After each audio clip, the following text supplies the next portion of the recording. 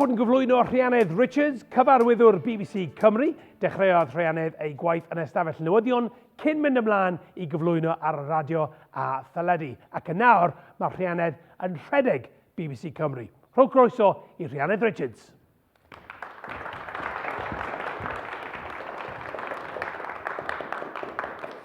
Diolch yn fawr. Wel, gadewch i fi greu darlun i chi. Union Aberdâr yng Nghymoedd De Cymru, mae'n 1986. Mae yna ferch 12 oed sy'n gymharol swil. Bydd rhai ohonoch chi'n nabod y teip. Y teip sydd mor swil maen nhw'n cochi os yw'r athro hyd yn oed yn crybwyll i henw yn y dosbarth. Felly meddyliwch am y ferch honno. Mae'n eistedd adre ar nos Sul yn ei stafell wely, yn y dyddiau cyn y we YouTube a TikTok, yn aros am y BBC Radio 1 chat show i ddod ar y radio. Mae'r ferch 12 oed yma wrth i bodd gyda cherddoriaeth. Mae'n caru Madonna a Whitney Houston. I fod yn onest, mae'n caru unrhyw fath o gerddoriaeth bop. Ond mae'n caru'r radio hyd yn oed yn fwy. Felly mae'n gwrando ar y Radio 1 chat show tan y diwedd, yn llawn cyffro i glywed pwy fydd yn rhif un. Nid yn unig oherwydd i bod hi eisiau gallu siarad am y peth drannoeth yn yr ysgol fel pawb arall, ond y gwir reswm am ei chyffro yw oherwydd i bod hi wedi recordio'r rhaglen gyfan ar gyset. Math o dap y byddwn ni'n recordio pethau arno cyn i unrhyw beth arall fel ffonau symudol fodoli. Ac wedyn byddai'n gallu defnyddio'r gerddoriaeth honno i wneud i rhaglen radio bersonol ei hun. Oherwydd, roedd gan y ferch 12 oed yn ei byd bach ei hun i gorsaf radio ei hun. Dim ond ar ei chyfer hi, cofiwch, a neb arall, ac roedd gan yr orsaf enw, Radio'r Cwm. A'i jingle ei hun, Radio Cwm, bip bip. Fy ngorsaf radio i oedd Radio Cwm. Fi oedd y cyflwynydd, o'n i'n cael cyflwyno'r gerddoriaeth, darllen y newyddion, sôn am y tywydd, cyflwyno cystadleuaeth. Fi oedd pio Radio Cwm. Roedd yn ddihangfa i fi i fyd bendigedig, lle gallwn anghofio am fod yn swil. Lle ddesio hyd i lais, a lle gallwn siarad a chynulleidfa ddychmygol, a oedd yn gwrando'n astyd. Radio'r Cwm oedd fy nghyfrinach fach i, ac ro'n i wrth fy modd. Ond nes i erioed feddwl y bydda'r ferch 12 oed honno yn cyflwyno i sioe radio ei hun i'r genedl ychydig dros 10 mlynedd yn ddiweddarach. Ac mi fysa'r ferch 12 oed honno wedi chwerthin ar ben unrhyw awgrym y byddai'n rhedeg y BBC yng Nghymru bron i 20 mlynedd yn ddiweddarach. Ond heddiw, fi yw cyfarwyddwr BBC Cymru Wales. Fy swydd i yw edrych ar ôl ein holl gynnwys teledu, radio ac ar-lein ar gyfer y BBC, yn Gymraeg ac yn Saesneg. I ddechrau, rwy'n comisiynu dramâu, falle bydd rhai ohonoch chi wedi gweld Wolf neu Steel Town Murders y gafodd ei creu'n ddiweddar gan BBC Cymru. Ydych chi wedi gwylio'r benod newydd o Doctor Who? Maen nhw gyd yn dramâu sydd wedi gwneud gan y BBC yma yng Nghymru. I ni'n gwneud comedi hefyd yn ogystal â rhaglenni ffeithiol a dogfen. I ni'n dod â chwaraeon i chi, rygbi a phêl-drod, merched a dynion, athletau a phopeth arall. I ni'n gwneud Scrum 5, Match of the Day, ac oedd hi'n fraint anferthol i fi fod gyda fy nhîm o staff yn Qatar ar gyfer cwpan pêl-droed y byd. I ni wedi bod yn Ffrainc hefyd yn ddiweddar ar gyfer cwpan rygbi'r byd. I ni hefyd yn rhedeg 2 orsaf radio genedlaethol, Radio Cymru a Radio Wales. Ac yn ystod y 12 mis diwetha, i ni hefyd wedi gwneud Cymru yn gartref i sioeau ar Radio 1, Radio 2, Radio 3, Radio 4 a Radio 6 Music. I ni'n gwneud bite size sydd wedi bod y gymorth i rhai ohonoch chi gobeithio, ac i ni'n gwneud 520 o oriau o dyledu ar gyfer S4C bob blwyddyn. Ac i ni'n rhedeg cerddorfa gyda 90 o gerddorion sy'n perfformio yma ac ar draws y byd. Yn ddiweddar, maen nhw wedi gwneud y track sign ar gyfer Prehistoric Planet gyda David Attenborough a Doctor Who. Maen nhw'n cool iawn. Ac wrth gwrs, i ni'n gwneud y newyddion ar gyfer Cymru, ar eich teledu, eich apps, ar-lein ac ar radio. Felly roi blas i chi o sut brofiad i'w gwneud fy swydd i, Yn ystod yr wythnosau diwetha, rydw i wedi bod gydag awduron Dr Who a chyflwynwyr Radio 2 mewn cyngyrdd yng Nghaerdydd, wedi lansio drama newydd yn Abertawe, wedi bod yn helpu gael gohebwyr i mewn i Israel, a dwi wedi bod yn hyrwyddo pwysigrwydd darlledu pêl-droed merched ar y BBC, yn ogystal ag edrych ar y dyfodol gyda deallusrwydd artiffisial neu AI. A pham ydw i'n gweud hyn wrthych chi gyd? Wel, wy'n gweud wrthych chi oherwydd mae'n dangos y gallwch chi ddilyn gyrfaoedd a alle ar y pwynt hwn fod y tu hwnt i'ch breuddwydion yma yng Nghymru. Mae'n y gyfle yma. Mae pethau gwych yn digwydd yma. Mae'n rhaid i chi fynd allan i ddod y hyd iddo. Yn fy ngwaith i, mae angen i ni gael peirianwyr, trydanwyr, seiri, actorion, awduron, newyddiadurwyr, ysgrifenyddion, pobl sy'n caru chwaraeon, cyfreithwyr, arbenigwyr cyfryngau cymdeithasol, cynllunwyr gwisgoedd a cholir, cymaint o sgiliau. A dim ond un sefydliad i ni, mae yna lawer o rai eraill heb lawr BBC. Felly cadwch feddwl agored, byddwch yn uchelgeisiol, ond byddwch yn chwilfrydig hefyd. Mae'n fraint enfawr cael gwneud fy swyddi, ac rwy'n ni'n arfer meddwl mai dim ond lwc o dde, fy mod i yn y lle iawn ar yr amser iawn. Ond rydw i wedi cael fy mherswadio i ail ystyried y ddamcaniaeth honno, ac i feddwl mae'r rheswm dwi wedi llwyddo i gyrraedd y pwynt hwn yn fy ngyrfa yw yn gyntaf oherwydd ges i addysg wych ym Mhontypridd. Fe ges i athrawon ysbrydoledig a nath fysgogi i aneli'n uchel. Ac yn ail, oherwydd fe weithiau sy'n galed ar ei gyfer. Fel nifer ohonoch chi, doedd fy mhlentyndod ddim yn fel i gyd, ac i fod yn onest gyda chi, pan o'n i'n tyfu lan nes i rioed meddwl y bydde rhywun fel fi o Gwm Cynnon yn rhedeg sefydliad gyda dros 900 o staff a chyllideb o 100,000,000 o bunnau. Nes i rioed meddwl y gallwn ni anelu at weithio'n BBC Cymru, heb sôn am ei redeg hi. Oherwydd i fod yn onest, oedd Caerdydd ar y pryd yn teimlo fel byd arall o'i gymharu â'r reality fy mywyd i o ddydd i ddydd. Oedd gweithio yn y ddinas, gweithio yn y diwydiant darlledu, gallu rhedeg sefydliad, yn teimlo mor debygol a thywydd poeth yng Nghymru ym mis Awst. Fydda hynny byth yn digwydd i rywun fel fi o lefel hyn. Ond chi'n gwybod be, dyma'r union agwedd y mae'n rhaid i lawer ohonom ni y Cymru i goresgyn. Rydw i wedi darganfod bod ein canfyddiadau ni o'n hunain, ein diffyg hyder ni yn ein hunain, mor wahanol i sut mae eraill yn ein gweld ni. Achos dwi'n meddwl ein bod ni'n dod ar rhywbeth arbennig ac yn aml iawn rhai rhinweddau pwysig i'n llefydd gwaith. Rydyn ni'n dod ag ymdeimlad o gymuned, o berthyn, o ddeall ein cwsmeriaid neu'n cynulleidfaoedd. I ni'n aml yn dod â gwerthoedd cryf, caredigrwydd, tegwch a gwaith caled.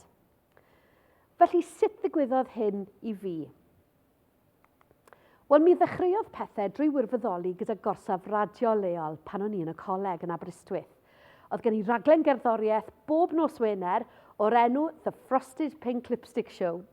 A dyna lle nes i ddal y byg darlledu, ond hefyd fy niddordeb mewn newyddiaduraeth.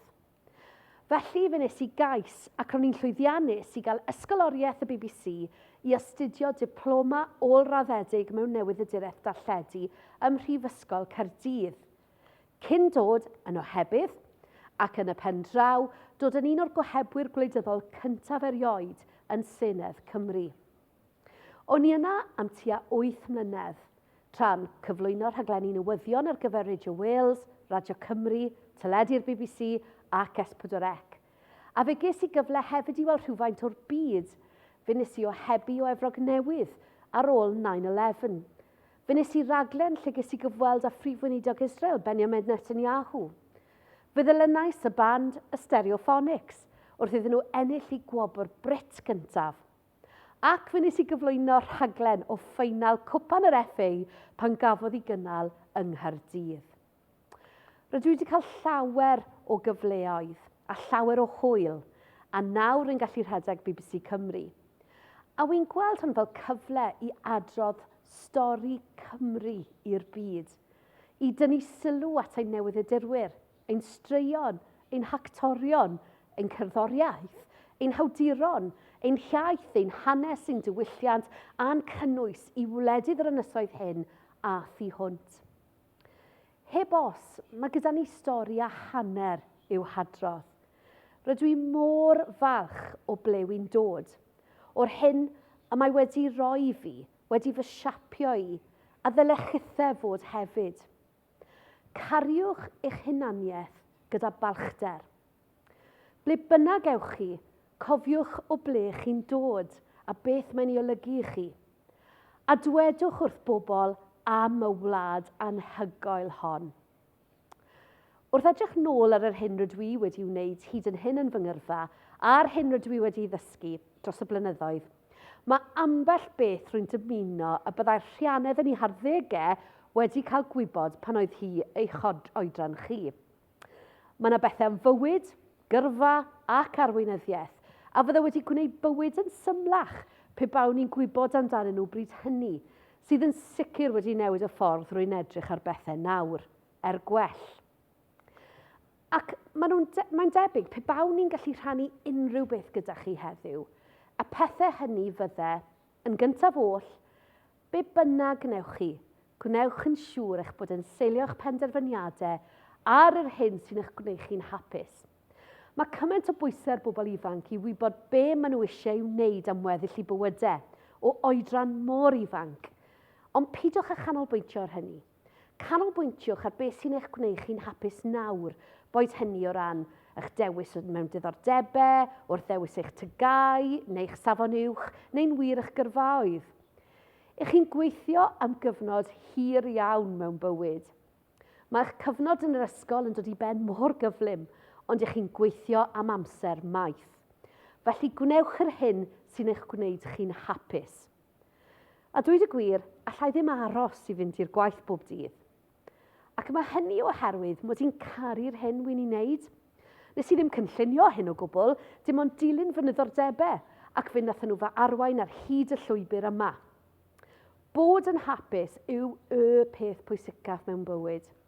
Felly gnewch yr hyn sy'n eich gwneud chi'n hapus a ffidiwch y gadael i bobl eraill ddewis eich llwybr drostoch chi.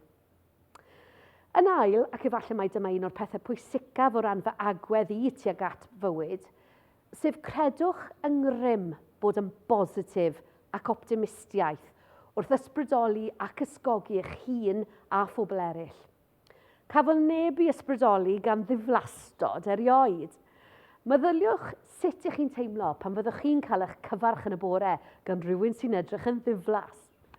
Wy'n credu bod yn optimist yn rhoi egni a gobaith i bobl.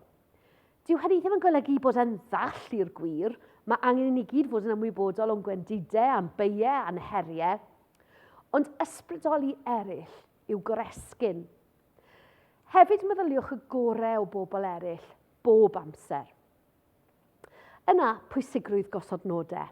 Felly yn ystod y 10 mlynedd diwetha, rydw i wedi eistedd lawr ar ddydd Calan, diwrnod cyntaf flwyddyn, i osod nodau neu amcanion gyda fy nheulu. Yn ni sgwennu nhw lawr oherwydd mae'r ddamcaniaeth yn dweud eich bod chi'n llawer mwy tebygol o'i cyflawni nhw os byddech chi'n sgwennu nhw lawr. Ac os gennych chi nodau neu amcanion, yna mae gennych chi ymdeimlad o ymrwymiad o ran yr hyn i chi eisiau gyflawni, ac mae'r byd i gyd o'ch blaen chi. Mae pobl â nodau ac amcanion yn bobl sydd â gweledigaeth o phenderfyniad. Mae'n ffordd o nodi'r hyn yr eich chi am wneud a sut i fynd ati i'w wneud. Mae'n ffordd o'ch cadw ar y trywydd iawn a pheidio â chael eich drysu, hyd yn oed pan fyddwch chi'n mynd drwy gyfnod anodd. Yn bedwerydd, byddwn ni'n dweud meddyliwch am yr argraff eich chi'n ei chreu ar eraill a sut ych chi'n meithrin perthnasoedd. Dwi wastad wedi bod yn berson swil fel wedes i. O'n i'n casau tynnu sylw at y fi'n hun ac wastad wedi bod yn anghyfforddus ymhlith bobl dwi ddim yn ei hadnabod. Felly, dwi wedi gorfod dysgu sut i feithrin perthnasoedd gyda phobl dwi ddim yn ei adnabod, ac i oresgyn fy swildod. Ac rydw i wedi cael awgrymiadau gwych gan bobl sydd wedi fy mentora i ar hyd fy mywyd. Pethau fel pwysigrwydd edrych i fyw llygaid pobl wrth siarad â nhw, gofyn cwestiynau diddorol, a pheidio chau eich hun i lawr trwy iaith eich corff, enghraifft trwy croesi'ch breichiau wrth siarad â bobl. Awgrym da arall roddodd rhywun i fi oedd dod o hyd i rhywbeth yn gyffredin â rhywun pan fyddwch chi'n cwrdd â nhw, sydd wastad yn gweithio. Ac i gofio, mae'r anrheg fwyaf y gallwch chi ei rhoi i unrhyw un yw purdeb eich sylw. Nesaf fydd ddysgais am hunan siarad da. Ydy, mae'n sôn yn hollol bonkers. Ond, mae sut ych chi'n siarad â chi'ch hun, amdano'ch chi'ch hun, am eich perfformiad a'ch agweddau eich hun yn cael effaith go iawn. I ni gyd yn cael diwrnodau pan ni'n codi o'r gwely ac yn meddwl na allwn ni drafferthu, neu'r teimlad o, wedi cael llombol. Wel, pan wy'n teimlo fel na, fi'n cael gair gyda fi'n hun ac yn atgoffa'n hun fod bywyd yn fyr a bod gen i lot i'w gyflawni a wy'n dweud wrth yn hun am gallio mynd allan i fwynhau ac mae'n gweithio, chi'n gwybod. Felly ceisiwch gynnal hunan siarad positif. Mi fydd yna rhwystrau ar hyd y ffordd. Boes bach wedi cael sawl siom fel y byddwch chithau. Ond sut ych chi'n codi'ch hun o'r siom a dod dros y rhwystrau sy'n bwysig? Rydw i wedi dysgu fod yn wydn, yn fwy resilient. Rydw i wedi dysgu'r angen i godi fy hun a bwrw ati'n syth pan fyddai wedi wynebu rhwystrau neu fethiant neu siom, gan wybod fy mod yn gryfach o fod wedi bod trwy hynny. Ac i gloi, rydw i wedi dysgu mae fi sy'n rheoli fy amser fy hun i wneud y mwyaf o fywyd. Felly fi sy'n gwneud y mathemateg. Rwy'n gweithio allan faint o amser dwi eisiau i dreulio gyda theulu a ffrindiau, ac yna wy'n meddwl yn ofalus iawn sut i dreulio gweddill yr amser.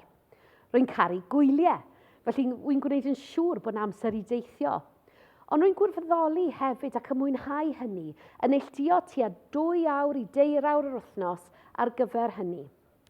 Mae pobl yn gofyn sut yn y byd sy'n cael amser ar gyfer hynny. A wy'n dweud wrthyn nhw, oherwydd mod i'n gwneud yr amser, oherwydd bod hynny'n rhywbeth sy'n bwysig i fi, oherwydd mae'n fy helpu i deimlo fel fy mod yn cyfrannu at gymdeithas. Ond hefyd, wy'n dysgu cymaint am fywyd, y bydysawd a phopeth arall o wirfoddoli. Dydw i ddim yn poeni bellach am ffitio'r cyfan i fewn, oherwydd rwy'n cynllunio fy amser yn iawn, ac mae hynny wedi gwneud cymaint o wahaniaeth i fi. Felly dyma'r pethau wy'n meddwl sydd wedi fy helpu ar hyd y ffordd, a gobeithio o'i rhannu a bydden nhw'n eich helpu chithau hefyd. Ond plis, yn fwy na dim, cofiwch na all neb arall gyfyngu ar eich uchelgais chi. Chi sy'n berchen ar eich uchelgais. Os ydych chi am fod y prif weinidog nesaf, ewch amdani. Os ydych chi eisiau rhedeg busnes lleol, ewch amdani. Os ydych chi am fod yn beiriannydd, gwyddonydd y gofod, athro neu athrawes anhygoel, os ydych chi eisiau dysgu crefft, chwarae pêl-droed, ewch amdani. Does gan neb yr hawl i'ch dal yn ôl. Os weithiwch chi'n galed, os oes gyda chi freuddwydion mawr ac yn meddwl meddyliau mawr, os ydych chi'n garedig ac yn barchus, ac os ydych chi'n parhau i fod yn aelod gweddus o'r hil ddynol, bydd y byd yn agor o'ch blaenau. Ac rydw i eisiau gweld pobl ifanc Cymru yn cofleidio pob cyfle posib. Diolch yn fawr iawn i chi. Diolch o galor Rhuanedd. Nawr am y cwestiynau. Beth ydy'r hoff ran o dy swydd? Wy'n credu taw mentora pobl a helpu pobl datblygu yn ei gyrfaoedd, sy'n byd yn rhoi mwy o bleser i fi na falle gwrando ar uchelgais rhywun sydd yn gweithio i mi, falle bobl ifanc yn aml iawn, be maen nhw eisiau gwneud gyda'i gyrfaoedd, ac eisiau gweithio gyda nhw mwyn gweld y camau nesaf sydd angen iddyn nhw eu cymryd, a wedyn yn ei gweld nhw'n llwyddo. Mae hynny'n rhoi lot fawr o bleser i fi. Mae mor bwysig. Os ti'n mynd i gynnig job i rywun, beth wyt ti'n chwilio amdano?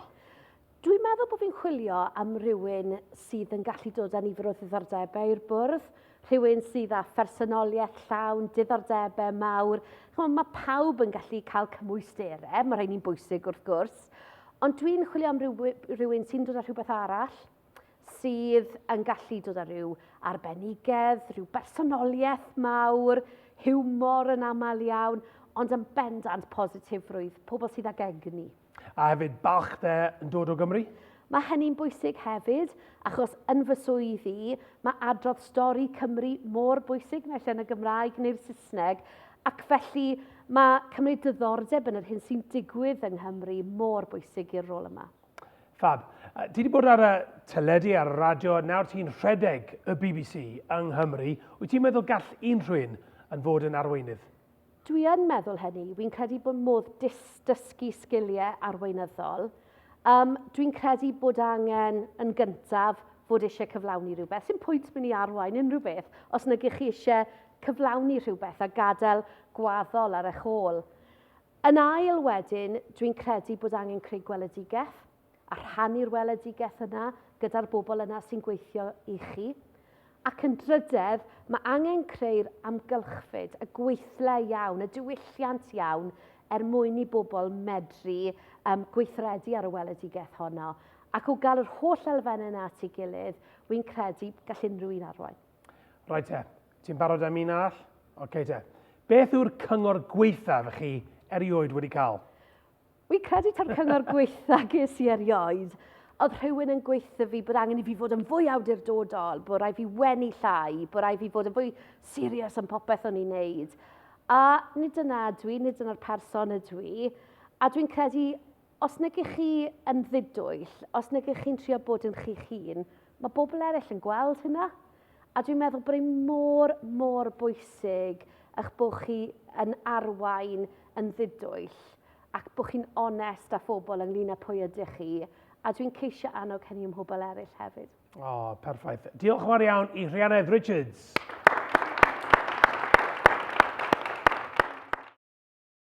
Cymhelliant sy'n gosod y sylfaen ar gyfer eich holl benderfyniadau gyrfa, yn helpu i ddiffinio'r hyn yr ydych am ei gyflawni a rhoi'r awydd i chi wneud iddo ddigwydd. Beth am feddwl am yr hyn sy'n eich ysgogi chi? A'i diddordeb mewn pwnc ydy, neu ydych chi'n benderfynol o fod yn llwyddiannus mewn rôl benodol? Cymerwch amser i restru eich cymhellion. Bydd yn helpu chi pan fyddwch yn wynebu heriau.